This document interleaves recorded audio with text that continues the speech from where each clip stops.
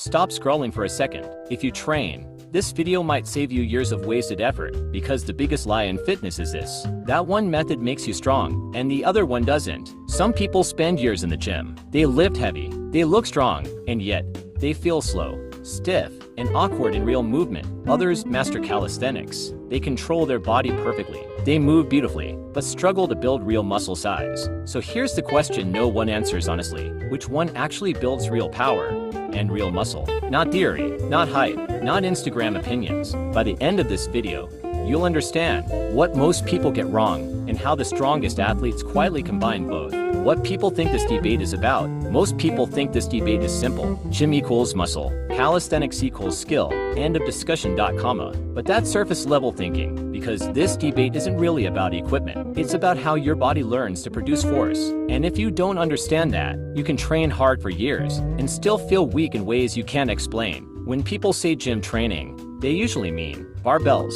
dumbbells, machines, fixed movement patterns. The gym allows you to add external load very precisely. You can increase weight step by step. You can control volume. You can isolate muscles. That's why the gym is extremely effective for hypertrophy, muscle size. You overload a muscle, the muscle adapts, the muscle grows. Simple, efficient, measurable. But here's what almost nobody talks about. In the gym, the environment is stable. The bar moves on a predictable path. Machines guide your joints for you. Your nervous system doesn't need to solve complex problems. It just needs to push.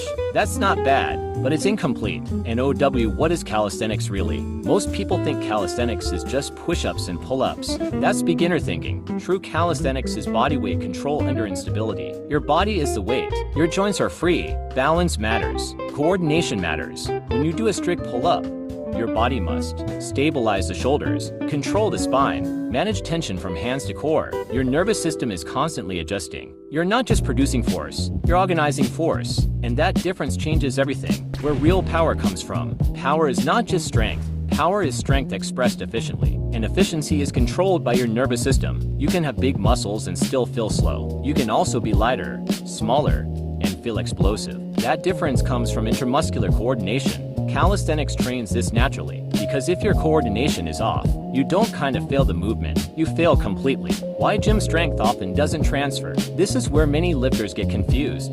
They add weight on the bench, they add weight on squats, they feel strong in the gym, but when they try running, jumping, climbing, fighting, or controlling their own body, they feel weak. Why? Because their strength was built in fixed patterns. The nervous system learned it, produce force here, in this position, along this path. Real movement doesn't work like that. Calisthenics exposes this weakness instantly. But let's be honest, calisthenics has limits. This is where calisthenics fans often lie to themselves. Body weight alone will stop challenging you eventually. Muscle growth requires progressive overload, and gravity doesn't magically increase.